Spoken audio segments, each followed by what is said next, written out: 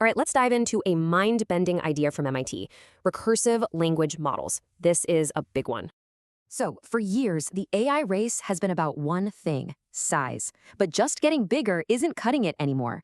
Right now, there are two main strategies, huge context windows or using a smart retrieval system to feed the model info.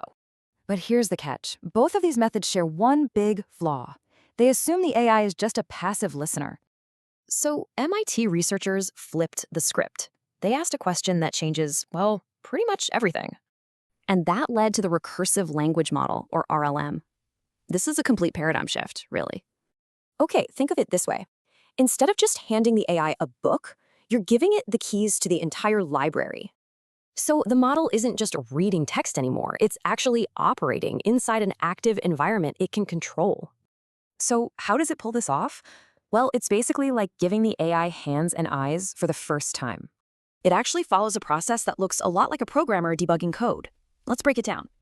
First, it actively explores the data, checking for patterns and structure to see what it's even working with. Then, it takes the big problem and chops it up into smaller, much more manageable subtasks.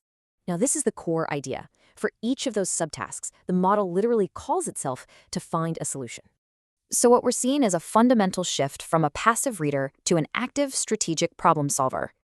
The RLM is now in control. It decides what to read, how to slice it, and when to ask for help. This really isn't prompt engineering anymore. It's a whole new level. It's program engineering. But of course, this revolutionary power comes with a price. It's not a silver bullet. So when would you actually use an RLM? Well, it's perfect for huge, complex problems, but probably overkill for simple tasks.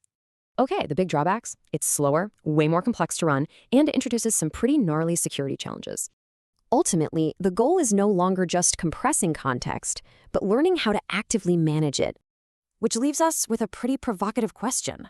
Are we teaching AI to think or just to program?